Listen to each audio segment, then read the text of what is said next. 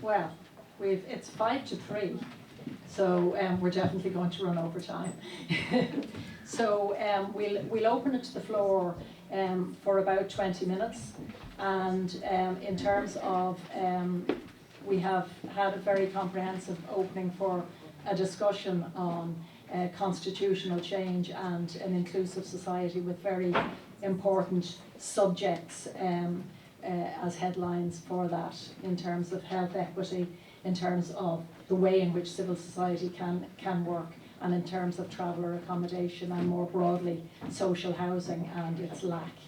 So does anyone want to open it up on the floor? At the back.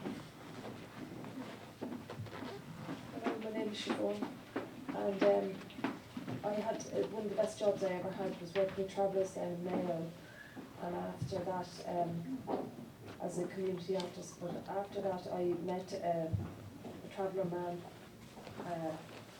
who had lived in England for many years and had tried to help he had helped change the laws, squatting rights and things like that, of sites for travellers, Irish travellers and New Age travellers in London. But his name was Tom Sweeney, and he was from a traveller background for a few generations back. But he made a very controversial point, and I was just wondering, did David Joyce know of Tom Sweeney? And he felt very upset about the fact that people never chose to be travellers. This was his take on it, that people never chose to be a traveller, and that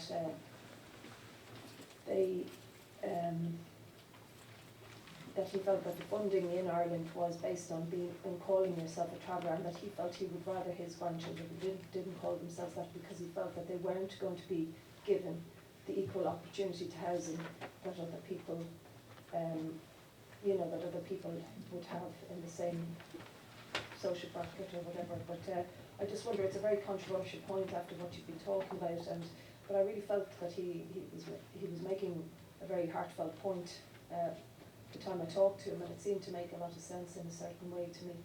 And it's no disrespect intended, but I just felt that it was a very good point, and I just wonder what you think about that. Do you want to take that up, David? Yeah, I think I've actually met Tom Sweeney. I'm not sure exactly the point he was trying to make. I mean, what I'm hearing or what I'm reading from what you're saying is that effectively it's like any community. I mean, he decides to define himself in terms of where he thinks he comes from. I don't think it's controversial in a sense. I mean, in terms of any discussion about travellers or their origins or their history, I mean, he probably sees it from the precept or concept that somewhere his family were a dispossessed section of the settled community, and it might well be the case. I mean, historically, who's to say, how and where travellers originate? I mean, we accept, and so in terms of the historical work done on the origin of travellers, I mean, certainly there's evidence that suggests that travellers have existed for at least 1,000 years on this particular island. The history of nomadic peoples across Europe is quite similar. Roma gypsies are indigenous travelling peoples, and it's not just Roma or gypsies who exist in Europe. There are numbers of indigenous travelling communities across Europe as well. And Irish travellers within the Irish context is not different. It's an indigenous travelling community.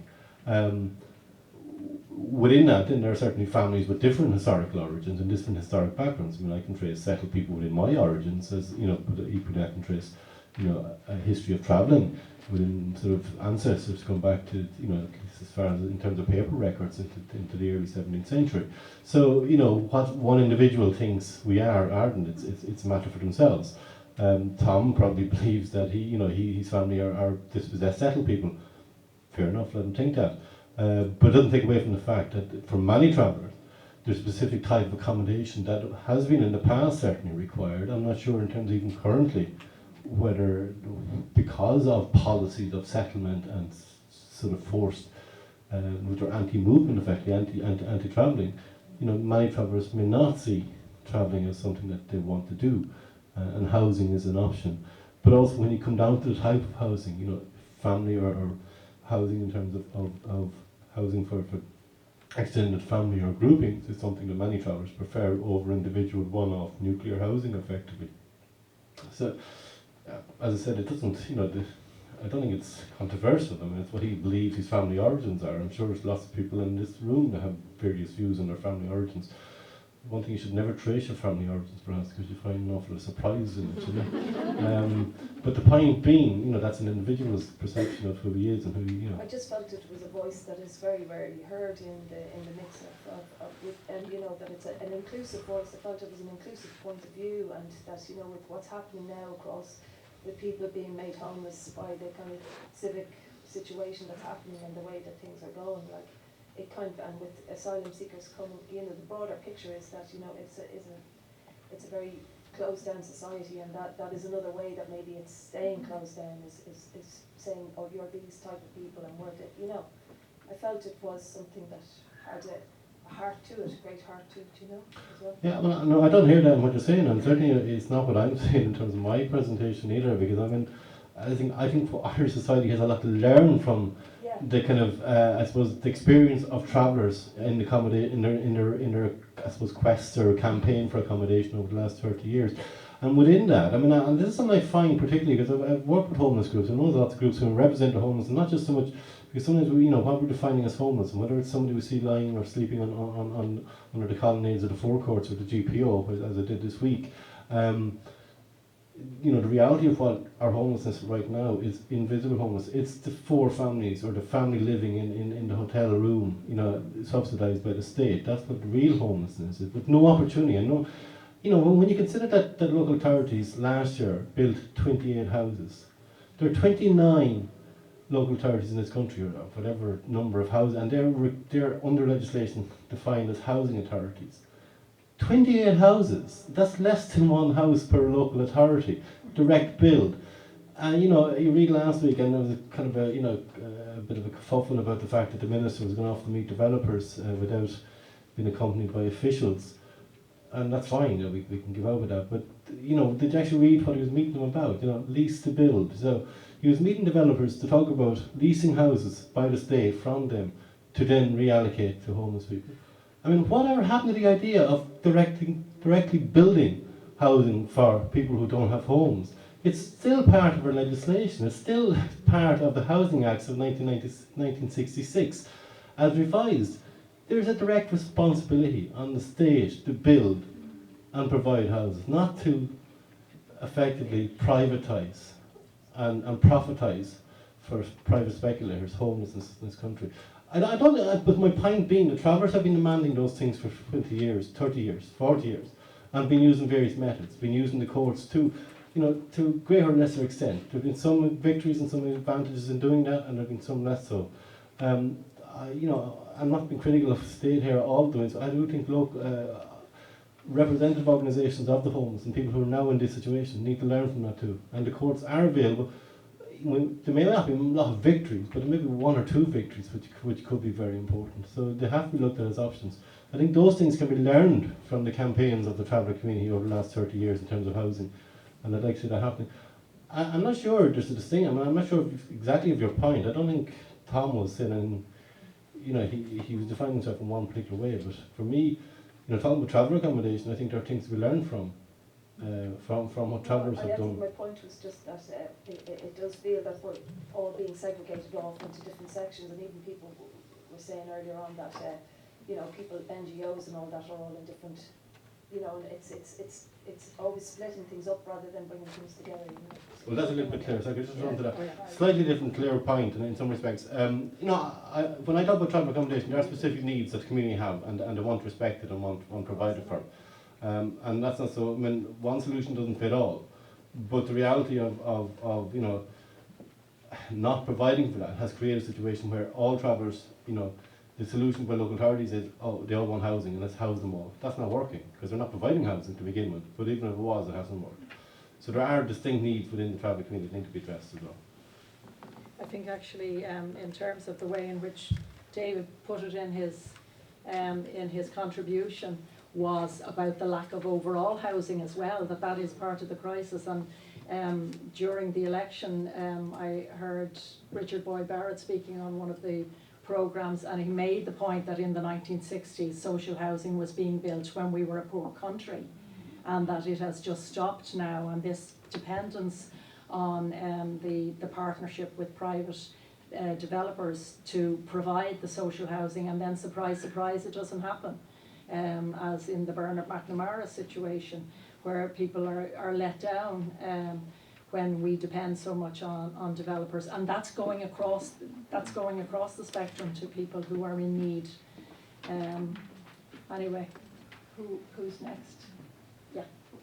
Hi, my name is Kathy. I work in prison education. I work with a lot of homeless people, and just a comment on something Fiona said and also David that, work with a lot of homeless people in the prison education service, and recently one of the women came back in, and she's been she's a fabulous woman, but she looked very ill, and I said, oh God, I said, you look really ill, what's wrong? And she said, oh, I have cervical cancer. And I said, oh, for God's sake, did you not go for this, stupidly, did you not go for the scans? Like, they're free, they come every 2. She says, Kathy, I'm homeless, she said, I don't get any of these notifications or anything like that. And she was saying about someone else we knew over in Mountjoy, some guy had got, some kind of small cancer that could have been cured, and again, because he was homeless, he didn't get any of his appointments or didn't know anything about them. So, I mean, there was an issue there that I wasn't even thinking of, that they just don't get a lot of these scans, and their health. I think there was a survey there recently of the top 20 attendees to the Mountjoy, the Matter, the two of them are so close, A&E department, were 20 kind of homeless men, or 17 men and 3 women, and they were missing so many appointments because they didn't know where to go to. And the second thing I'd say about the travellers' rights, I was also, our travellers' situation, we were trying to get everybody registered in the Docus Women's Prisons to vote. And I mean, the forms are so intricate for the voting. Prisoners can vote, as Colin pointed out, and I don't think they can vote in the UK. But I mean, while they say they can vote, the forms are so intricate. This kind of thing, do you wish to opt out of the edited register? Now, I know the forms quite well, but you have to do them individually. But also, you have to give certain addresses. And I registered, I think, about 45 women, but only about 12 got through, because a lot of the traveller women were very interested, because they're the big attendees in our school. We encouraged them to come, we love them there, but like they didn't have the right addresses, they didn't know where they were half the time. A lot of them in homeless hostels, they weren't counted as addresses, and it just was a nightmare for both health-wise, accommodation, and your civil rights, I think, to vote, because you are homeless. That's just my point. Fiona, do you mind? We'll just take a few more together. Yeah. So ahead. Hi, I suppose my question is to Fiona, and I suppose to David as well. Just Fiona, you talk about the socio-economic, background to these things.